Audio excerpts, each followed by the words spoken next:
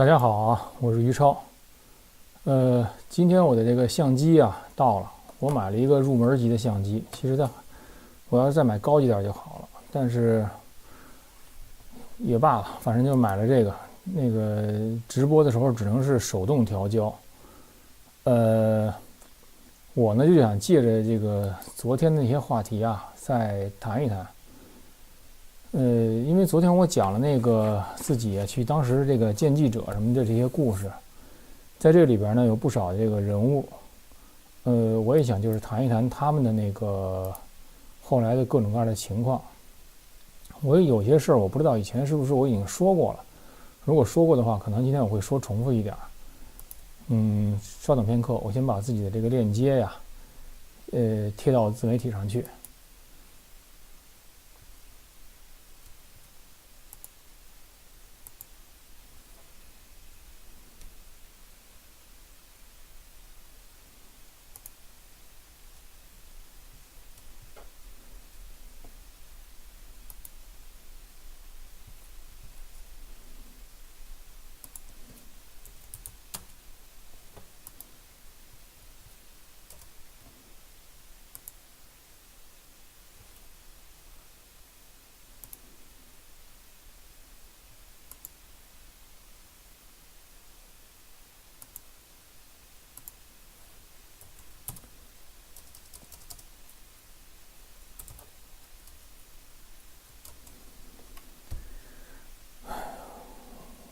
我今年49了，我想了想，我也就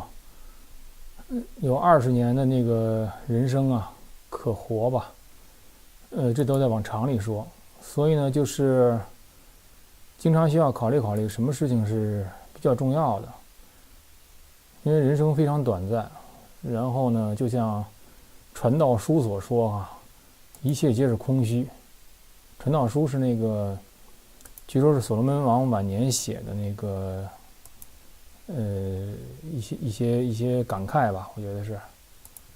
翻译成中文是传道书。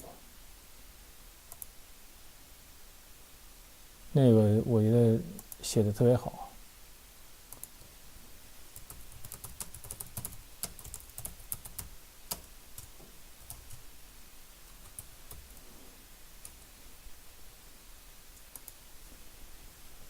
先说那个伊恩·张森。伊恩·张森呢，他在这个得那个就是普利策奖前那么几个月吧，他就给我写信，他就说我最近可能得一个奖。当时我猜没准就是普利策奖，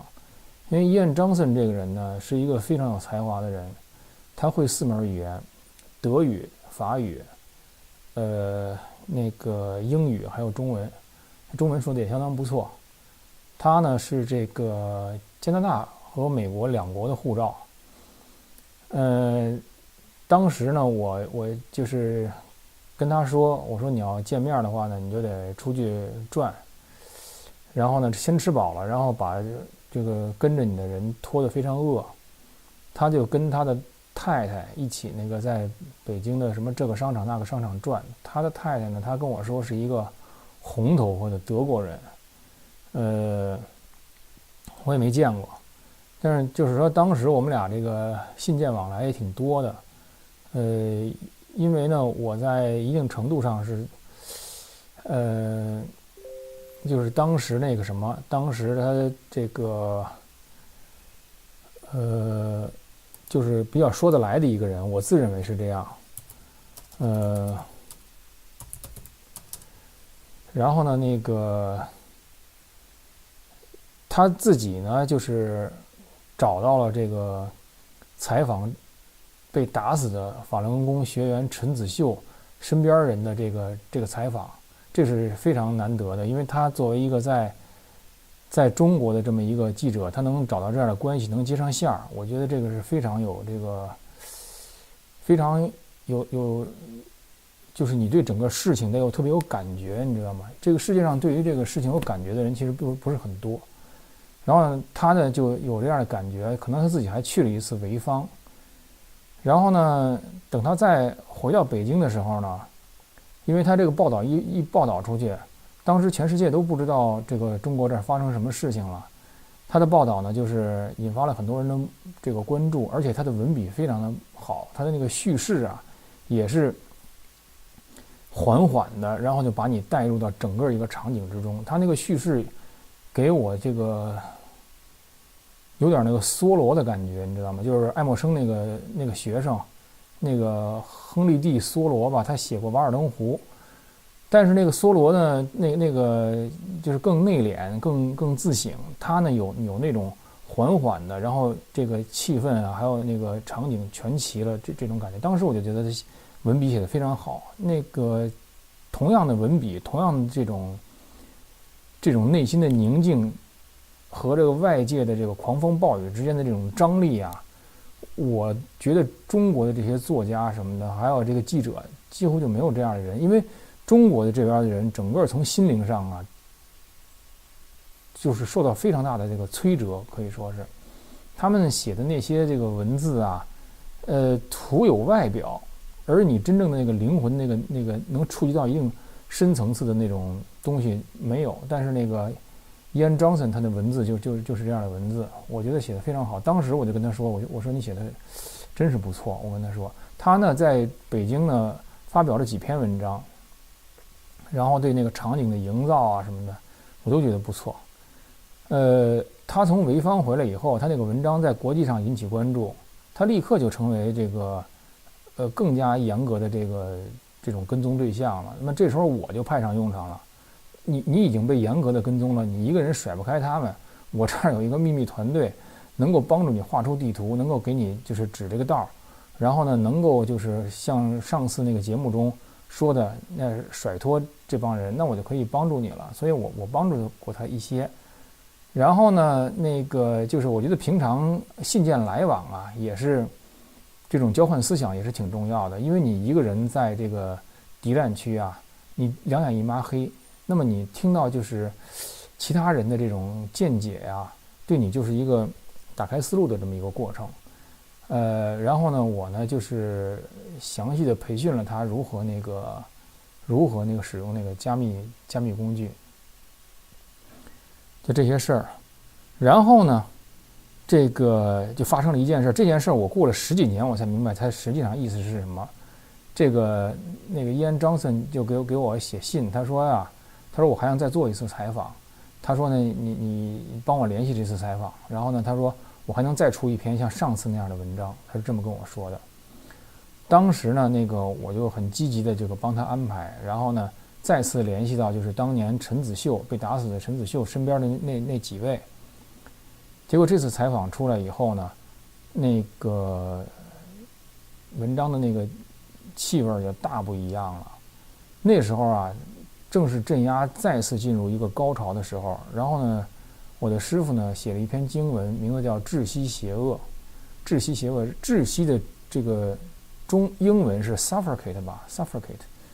一个动词。然后呢，当时的这个大法弟子啊，这个说话几乎都是要引用那个师傅经文或大法里的话的，然后这就造成了这个大法弟子和非大法弟子这些人的沟通上啊，其实是很生涩的，而且有的时候是容易造成误解的。但是这种生涩和误解呢，其实Ian Johnson这样的人都知道，如果他愿意就是领会他那个话的真正含义的话，他是可以领会的。但是他就在这篇文章里就把那个他采访那个人描写成一个狂热的这个极端分子，带狂热极端分子的那种气味的人，然后他就是用坚定的那个态度说我要窒息邪恶，窒息 suffocate 就是表掐死的意思。那么如果一个大法弟子使用说我要掐死谁谁谁，这个可能就是对于英语的这个受众来说，他们可能就是认为你们这些人要搞一些暴力活动了。其实Ian Johnson是有意的造成这种误解的，在我看来。而且那次呢，他给我一定的希望，就是说那个我还能写出像上次一样的这个文章。他让我误以为啊，就是他还会写文章支持我们。当时我的确抱着这样大的希望。当时我们四顾无人，接触到《纽约时报》的记者，接触到这等等这些记者，简直就是我唯一的能帮我们的这个人，你知道吗？就是这种感觉。然后呢，但是他出来了以后呢，我当时就目瞪口呆，你知道吗？然后呢，不知道为什么，我的心里想，我就想，他们这些人呢，就是一定不要把全部的希望寄托在他们身上。可是你知道吗？在当时那样完全的这个绝望中，就是上次我举了一个例子，打了一个比方，就是好像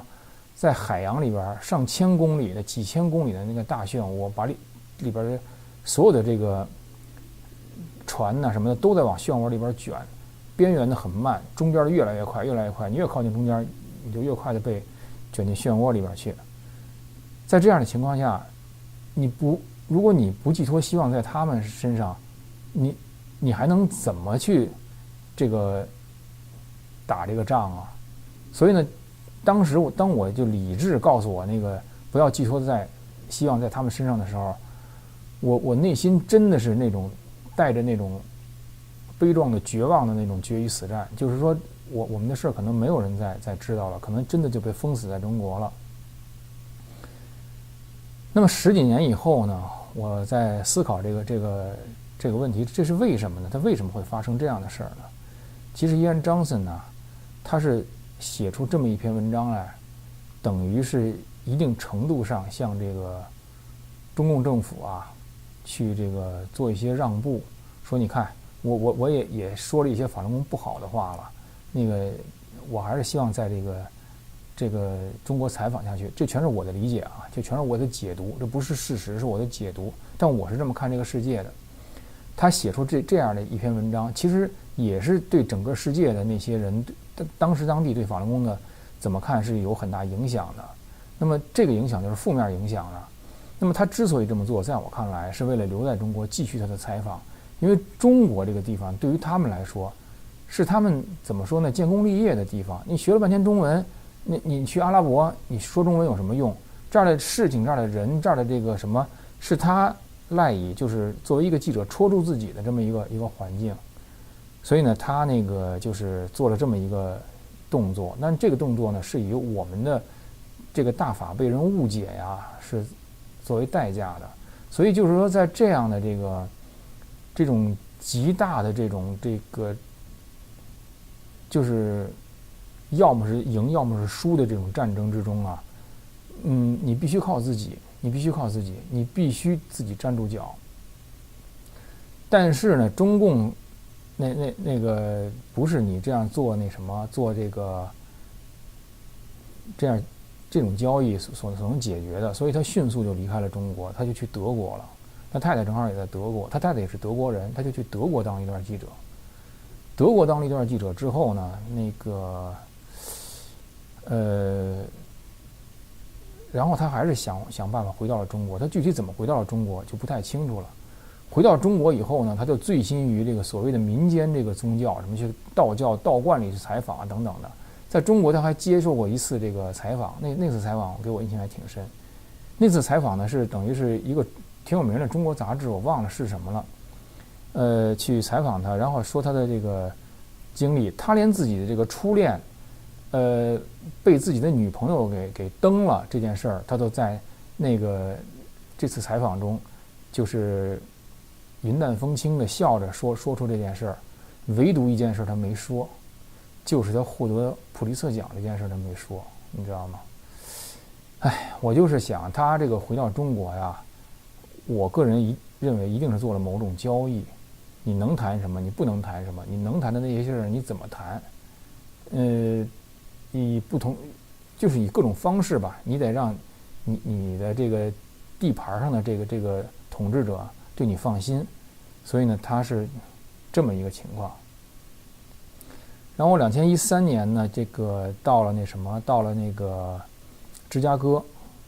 ，2013年到了美国，然后对2013年下半年到了芝加哥，就住在芝加哥。然后呢，我知道伊安·张森要去那儿的一个耶稣会的一个重要的大学叫罗耀拉大学。耶稣会这个事儿，我以后可以专门做一个期节目，谈谈耶稣会，因为现在的教皇也是耶稣会的教皇。然后呢，那个他就在那次耶稣会主办的一次那个就是天主教事工的那么一个连续好几天的会议上，他作为一个 keynote 就是主要的演讲人发表了重要演讲，因为他当时已经是世界知名的这个中国通。然后呢，那个我在那儿就见到他呢，他请我和我太太吃了顿饭，吃了两次饭，也比较简单，就在那儿聊了聊天儿。然后呢，我在那次天主教那次会上嘛，也听了他的这个演讲。当时我英语还不太好呢，但是那次会已经给我很大的这个敲响警钟了，就是这个天主教会啊，尤其是耶稣会，尤其是美中天主教协会啊，长期的和中共勾结，去培训他们的宗教干部，这个是另外一个话题了。然后呢，在那个会上呢，我说咱们照张相吧，我跟他说。然后呢，他的表情让我一下就后悔提这个要求了。他就不好拒绝，但又不想和我照，但是我已经开口了，那就照一张吧，就照那么一张相和伊安·张森。后来我就知道他其实是回避我的，你知道吗？他并不希望和我同时出现在一个相片里，这些都说明问题。那么伊安·张森的情况呢，就是暂时告一段落，以后也许等我想得起来的时候，我介绍一下那个天主教在这边的这个情况，尤其是耶稣会的情况。然后呢，另外一个人呢，就是当时是华盛顿邮报的那个 John Pomfret。John Pomfret 呢，他呢就是娶了个上海太太，应该是，或者娶了个太太，他住在上海，所以呢，他呢就是发表过一两篇文章之后呢，他就不太再发表了，因为这些人他都需要选择，我这一步踩在哪儿，那一步踩在哪儿，就不太再发表了。然后菲利普潘也发表过一些文章，但后来有一段时间，他被那个中共吊销了他的签证。吊销他的签证并不是因为菲利普潘得罪他，是因为当时呢，你要是让我说的话，是《纽约时报》卷入了那个中共内斗。每次中共内斗就是在国内不能明朗的时候，都是通过中共某一派别，通过《纽约时报》，基本就是江派，通过《纽约时报》在国外放风。2012年，在那个习近平和那个周永康以及那个薄熙来那些人争权还没有眉目的时候啊，这个《纽约时报》就用那个非常重要的这个版面吧，去报道了这个国际记者协会 ICIJ 的那个叫国际什么记者协会啊，简称是 ICIJ， 包括那个温家宝等人在内，那个海外那个什么就是存款的情况吧，海外资产的情况，这是当时在那个纽约时报那儿登出来的。后来呢，纽约时报又有一次卷入这样的事儿，结果中共他为了给纽约时报的这个脸色看嘛，就把纽约时报的人的签证给吊销了。所以呢，就是他们的这个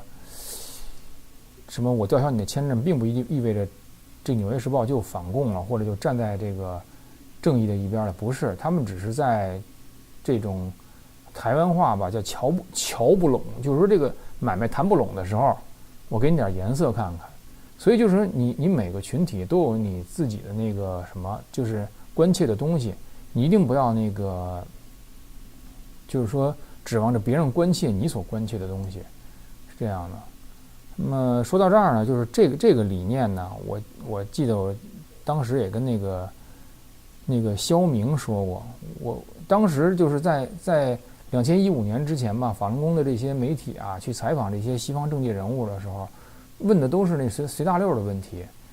比如说我只是举个例子啊，他们未必真正这么问过。比如说问那个骆家辉吧，打比方说啊，你觉得亚裔政策应该是什么样啊？我当时就说，法轮功媒体关心亚裔政策，你关心柬埔寨人吗？你关心老挝人在那个美国的生活吗？我就跟肖明讲，我说每个群体啊都有自己所关切的东西，每个人也都有自己关切的东西，就要勇敢地问出自己的关切，别人才能高看你一眼，别人才真正的把你所关切的事儿当成一回事儿。因为你不去问的话，你都不当一回事儿，别人怎么当一回事儿啊？那么肖明在就是在川普参加选举之前的时候去分别采访了那个共和党的那个 Sean Steele， 还有那个民主党的那个骆家辉，这2个人呢，分别就是对肖明提的问题说你对法轮功怎么看？共和党这边是明确的回答，骆家辉始终在绕圈子，而且呢是语带不屑吧，那个，所以然后就从肖明这次开始以后，我就觉得啊，是整个法轮功媒体就是采访美国这些政界人物的一个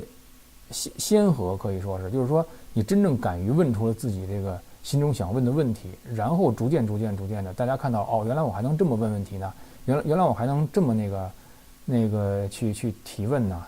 然后就是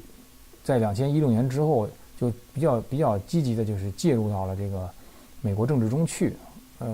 此前的时候呢，那个当法轮功群体去采访的时候，有些问题其实他不敢问，怕得罪人，你知道吗？因为法轮功这个群体啊，你会发现它有一个特征，就是说对内呢要求特别苛刻，于超邪物了，于超那个什么这个那个了，互相要求特别苛刻。对外呢，长时间的其实就是看风向，然后生怕得罪任何一方，然后自己跟自己说呢，我们这个不要把人往外推，然后把人往外推，他对法轮功有了坏印象，那就没法救人了，等等一套说辞，其实这套说辞根本就立不住。那么之所以会产生这种现象呢，其实就是因为你在修炼中没有真正的，就是说通过你的修炼，你自己心里有扎扎实实站得住脚，我就是这个东西就是对的，我就是这么看世界的，你没有这个东西，所以呢你就造成长时间这种跟风，对外逢迎看风向，然后随时就是抛弃曾经帮助你的人。对伊森·嘎特曼是这样，其实对不少民运的，我觉得也做过这样的事情。当然现在少多了。那么我就觉得就是说，那个开这种就是说，问出内心真正问题先河的那个人呢，我觉得是肖明。而在肖明问出这个问题的那个过程中呢，我自认为我是起到了就是挺重要的作用，因为我指出了这一点，就是说你要有什么东西你要去问。然后呢，那个，这是 John Pomfret， 菲利普潘，还有 Isabel Hilton，Nancy Hilton 又叫 Isabel Hilton， 她呢是当时是那个国际那个美日电讯，她在华特约记者嘛，她呢也是有志于就是在这个大国外交中啊做一些事情，所以她呢就是在回到英国以后，自己创办一个协会，专门呢就是游走于就是两国高层吧。那么在这样的一个情况下，他和那个燕章子一样，他就更加回避我。我呢当时到了这个美国呀，需要那个就是申请政治庇护，需要有人给我写这个证明。后来当时我就找他给我写证明，我就说我在什么时候和你见过面。那次我打电话跟你说了什么，因为那个话只有我们俩知道，所以他立刻就知道那个是我。但是他知道那个是我以后呢，没有给我任何回音。那是2013年或2014年的事儿。2013年、2014年，那个中国和美国之间还是这个，其实是美国还是在就是滋养着中国吧，是这样。美国当时在位的还是那个奥巴马，然后全世界呢还是就围着中国转那种样子的。和现在已经不太一样了。那么就是在这个过程中，我也看到很多的那个就是人情冷暖吧。在这种大的事情上，其实你是真正就是为那个正义站出来，你还是表演一个正义者。我觉得这个世界上大多数的，就是你在很多时候你是表演一个正义者，实际上是。所以呢，这也就是让我更加觉得就是我们这些人呢。以及法轮功的媒体啊，你能不能去谈出那些真正站得住脚的正确的东西是极其重要的。我觉得呢，现在的那个英文大纪元做的，我觉得挺不错的。然后中文大纪元呢，我觉得呢，就是整体上来说呀，我个人觉得中文大纪元的那个就是谈表面上的事儿谈得多一些，然后真正那个道理啊，我所见过的中文大纪元的那些人，没有一个人愿意在人生中真正的探究那些真正的道理，没有，而是拿着一些就是教条啊来向这个世界挥舞，想说这个想说教，我觉得这个是行不通的，可以说是。我下边会专门做一期节目，就是说你是真正那个追求内心的那个善啊，你还是说拿着一些就说不通的东西去说教。然后呢，那个这是这个几个记者，这几个记者呢事儿说一说。我呢后来就是来到美国，我来到美国的时候呢，就是说其实心里抱着很大希望，就是我当年曾经合作过的这些同修啊，能知道我的价值，能帮我。但是真正帮我的这些同修呢，很多是他当年清华的同学，此前的认识我的人，或者说那个在2000年或者更早的时候就是知道我于超是谁的人。而那些就是和我这种在国内外紧密合作的那些人呢，就那个丹和我见了面，然后呢那个明慧网那些人也没有和我见面。然后呢我希望就是说能得到一些帮助，从这些人这儿基本就没有得到什么帮助，可以说是不但没有得到帮助呢，还是得到了这个我内心感受的啊，未必是真的，也许是我一心胸狭窄，也许是我这个多疑过敏，这都难说了。但我觉得呢，这个得到的是这种怎么说呢？打量和这个论断吧。这个基督教中有句话叫 judge， 就是对我的这个论断。其中当时那个丹背后的那个人呢，因为我们当时背后都有各自的那个人，比如我背后是那么一个团队，我和他们接口的时候就是我，我和记者接口的时候就是我，对外的接口就是我，背后可能有像王伟宇他们那些人，那丹背后也有一些人。那么其中有一个人呢，他是这个华盛顿 DC 佛学会的一个主要负责人，我觉得他应该早就知道我。然后呢，他呢竟然问我的那个清华同学王兰兰当时也是在华盛顿 DC 待了很久。然后呢他就问王兰兰说你那个清华同学他怎么那么怪怪的，他是不是有什么特务，他问我是不是特务。那他什么东西使得他觉得我怪怪的是特务呢？是因为我来到这个美国以后，我看到他们的这个互相之间的这个通信啊，包括他们这个一些平常开会用的那个软件什么的，非常不安全。后来我就跟他们说，我说用这个东西啊，这个安全性难以得到保证。那个明慧网那个明慧邮箱应该是在2014年短时间内被攻破了3次。那个国内的很多那个同修都指那个明慧邮箱通讯呢，那个被攻破3次，这是我听说的啊，那个未必是真的。我说你这样都被这么攻破了，那些人的安全都受到影响。我说比较好的方式是什么呢？就是说使用这个加密通信，然后呢使用这个开放源代码的那个工具。有一个非常著名的开放源代码的那个电子邮件的那个客户端呢，叫做雷鸟，叫 Thunderbird。然后呢我当时就给他们推荐 Thunderbird， 就这么一件事儿已经让就是芝加哥的同修、纽约的同修，而且都是负一定责任的同修哈，包括刚才我说那个此前曾经和我合作过的这个华盛顿 DC 的这个同修，认为于超你怎么刚来美国就这么高调的推广这些就是很奇怪的工具啊？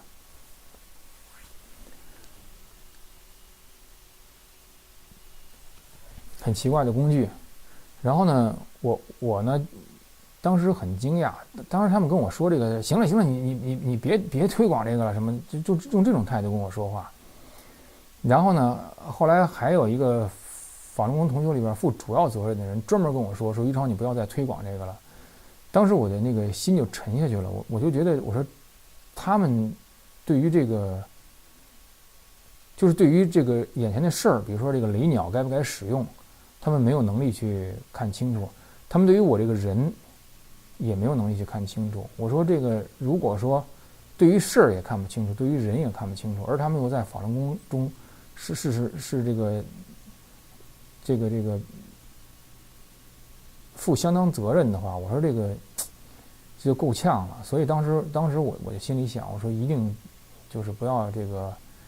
参与他们组织的一些太多的事儿，不要参与，孩子也别让那个和他们太接近。因为我是在监狱里坐过10年牢的人，那个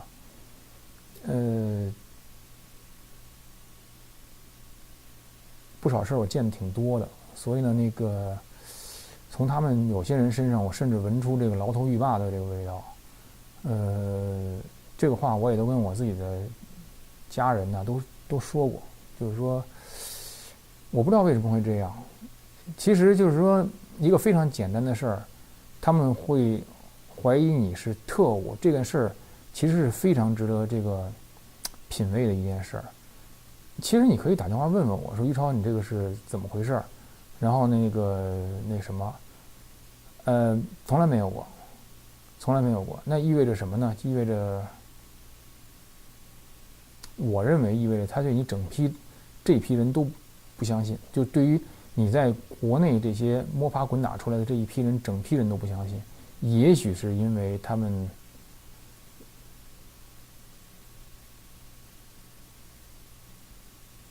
我不知道他们为什么不相信，尤其是当时是在那么艰险的情况下，我们双方曾经合作过。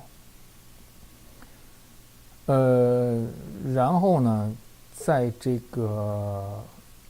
我2012年出狱啊，我2012年出狱呢，我也没有那个闲着，这个我搞到了当时中共呢用于抓捕这些异议人士的一个重要的一个数据挖掘工具，我搞到那个工具，我就把那个工具给带出国了。带出国了以后呢，我就及时的就是找到我及时在打听，当时是台湾那个负责的人之一朱婉琪啊，他给我联系了一个人。后来朱婉琪从2014年开始在台湾说我是特务，听说是这样。我的不少台湾朋友呢，因为听了他说我是特务，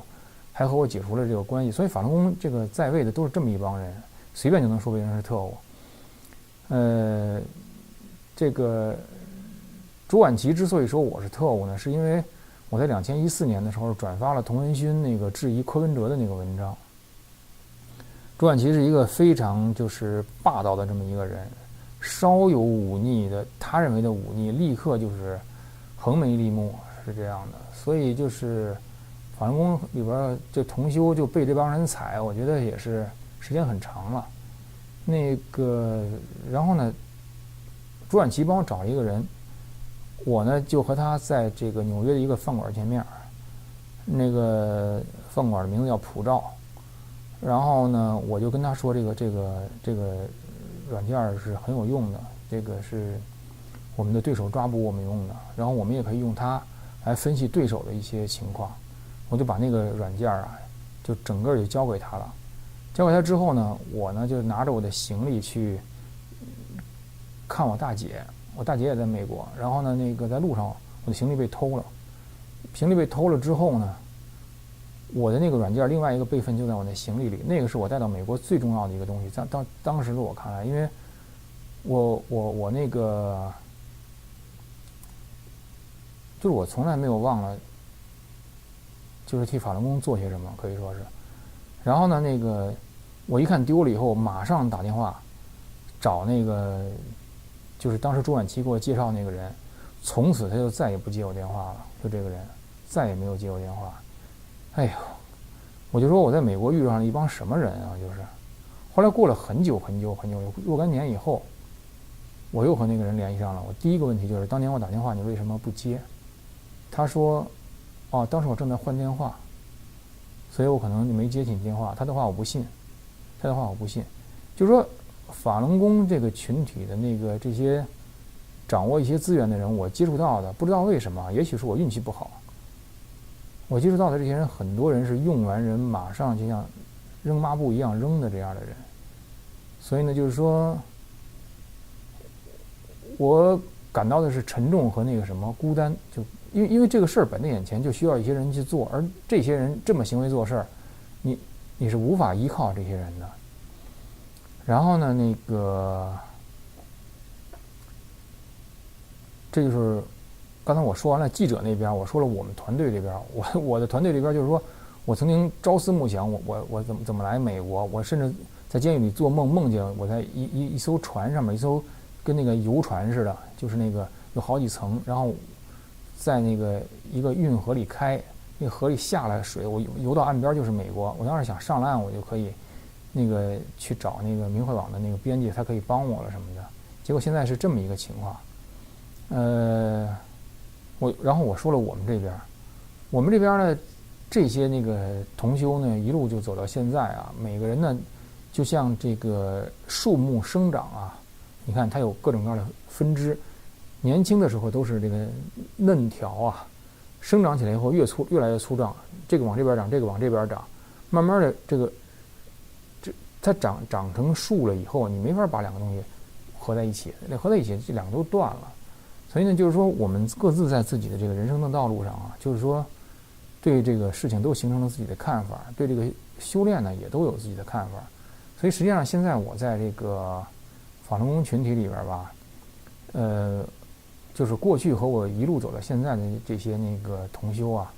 很多时候对于我此时此刻做的事情，对我的想法，他们其实是有这个不同看法的。我曾经试图呢，就是说把我的想法跟他们去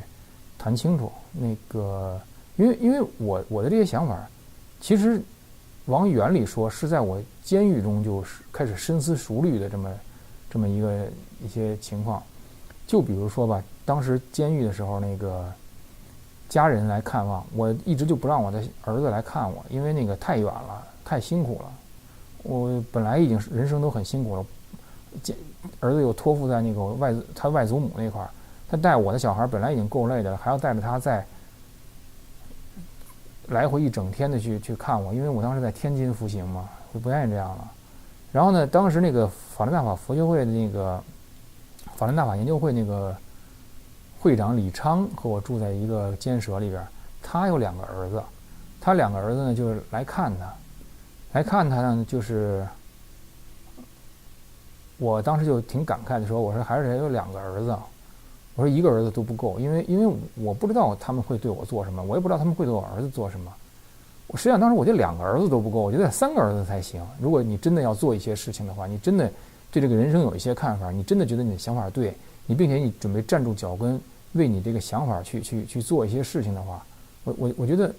三个那个儿子可能都还差不多，就这样。当时李昌也说，哎呀，两个儿子可能都不够。从那时候我就开始思考啊，就是我们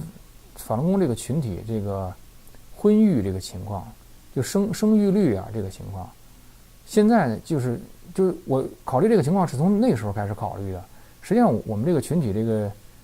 生育率啊、结婚呐什么的，这个其实都是很艰难的，因为很多人僵化的实践，使得自己把自己都给憋死了。就是什么你要去色欲心呐，你本来人谈的好好的恋爱，就弄得压力特别大，就是这样的。这个我准备在一期节目里专门谈一下。我就是说这些事儿，是我非常早就开始考虑的。我在那么就是艰苦的情况下，其实我考虑的很多都是就这种层面的这些事儿吧，反正是。然后呢，那个我的这些考虑呢，不能够被这个我的这些同修所理解，他们觉得啊，这都是师父安排，这都是师父安排。因为我就觉得你怎么知道师父没安排我想的，是不是？假如这个宇宙、银河系、太阳系全是师父安排的话，那我这小脑子里边想的是什么？没准也是师父安排的，我也不敢说就是啊。那你怎么敢说就不是呢？是不是？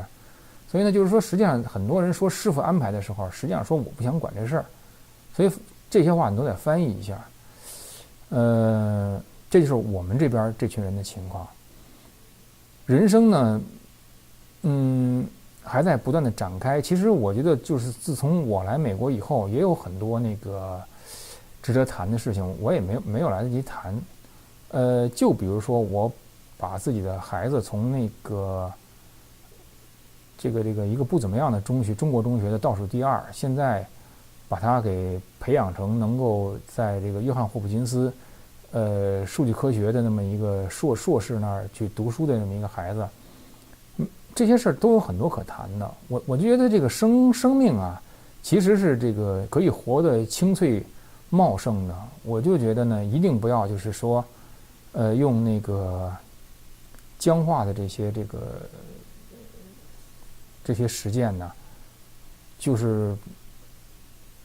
自己把自己给弄得很僵化，这样的话呢，对自己不好，对世界也不好。那么我今天就先说到这儿，就是不容轻视金城辉的后续吧，谈一谈就是当时那些人后来各自的人生都是怎么走的。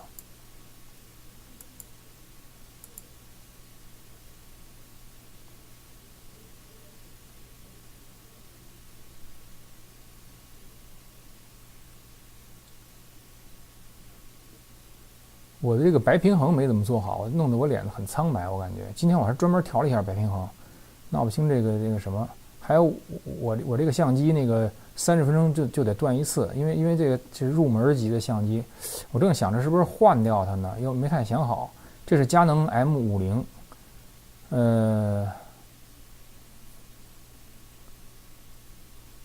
谢谢这个朴眼杰哈。如果以今天的心智重新面对2000到2001年的形势啊，您会有不同的做法吗？我会尽快出国，但是国外的这个环境也非常的有它恶劣的地方。说起来啊，这个到现在法轮功还在这儿讲真相，说这个讲迫害，这是很重要的。其实你要是让我说，这个世界美国、英国这些国家的这些人们呐，至少是那些参与政治的那些人呐，他们现在对法轮功的印象并不仅仅是来自于中共给他们的灌输，因此呢，既然他的印象并不仅仅是来自于中共给他的灌输，所以破除中共的这些污蔑诽谤呢，应该是你树立自己这个印象的一部分，而不是全部。我是这么想的。那么你这个群体给别人的印象是什么呢？反正给我的印象啊，是由你这个群体的那些主要的这个媒体和在台面上的这些人怎么行为做事儿，来去定义了你这个媒体，不是定义了你这个群体是什么人。那么这个就比如说你曾经的这个跟风，或者呢是在这个比如说美国国内政治中，你也许过于迫切的这种不是基于这个立国根基，而是基于一些事情，基于一些不是那么根本的东西，你去支持某一方的时候，以及呢你在这个台湾地区那儿，你为了搞好和当地某个市的市长，台北市市长柯文哲的关系，因为当时柯文哲有可能竞选那个台湾总统，你为了和这样的一个人搞好关系，而切割与那个伊森·加特曼关系的时候，全世界都在看着你们是什么人，你知道吗？这也就是为什么我一直在发生的原因。当时伊森·加特曼被那个明慧网那篇文章去说成是什么常人葛特曼，整个法轮功群体没有一个人在发声了。我呢也沉默了，时间是1天，我沉默了1天，然后紧接着这个高声的喊出来，就是伊森·加特曼的问题应该去问，就是伊森·加特曼质疑柯文哲的问题应该接着问，然后伊森·加特曼是做了很多重要的事儿等等的，以至于到现在我和伊森·加特曼都是好朋友。我当时之所以这么做，并不是为了营造一个我和伊森·加特曼的关系，而是我希望我事后看一看，总得有一个自称修炼真善人的人，在这个时候去站在伊森·加特曼身边吧。要不然你所那个自称的那个真善人，不全是你的标榜吗？你真的以为这个世界不知道这个群体里都是什么人吗？所以呢，就是说你要讲真相的话呀，你要是让我说，从现在到未来100年，你法轮功这个群体讲真相的最核心，就是你活出一个基于真善人的人生，这个就是你真正的讲真相。周围人都看着你是怎么回事呢？你再把这个共产党说的是什么怎么封赵薇，你不是也一样封于超吗？你再把共产党说的那个怎么去内斗，你现在在那个法轮功群体里抓特务抓了20年，不是比那个毛泽东1936年、1937年在陕北抓特务的时间要长得多吗？你说共产党这个不好那个不好，是共产党是不好，那你呢？你做的如何呢？你经得起这么问吗？实际上那个什么澳洲那 ABC 啊什么，他们因为法轮功群体支持这个保守派这边嘛，对这个法轮功媒体已经是那个看成眼中钉肉中刺了。然后他们采访了一些这个我们这个群体中经受这个一些不公平的，或者至少他自己内心觉得不太公平的那些人，采访他们说了一些事儿。那些人说的那些事儿，对这个世界就没有影响吗？所以啊，真的像那个苏格拉底去跟雅典人说的似的，说你们杀了我，那未来说你们的人对你们可能更加严厉，可能更加追着你那个没处躲没处藏的。但是我是不会被你这个法轮功群体这些这个说我什么邪物啊，然后他们自以为能把我排除出去。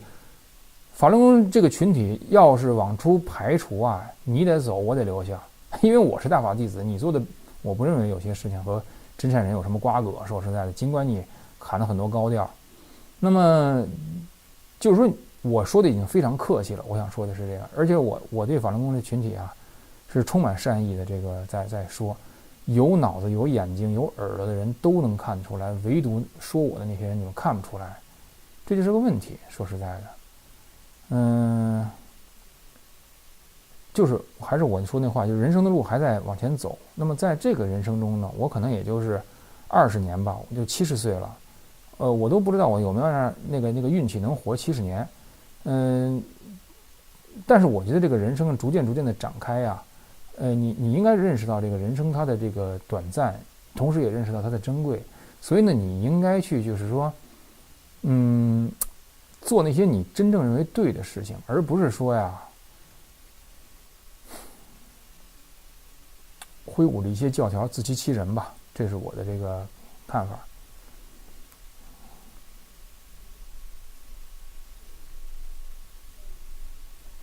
那今天我的节目先做到这儿，谢谢各位，我们下次再见。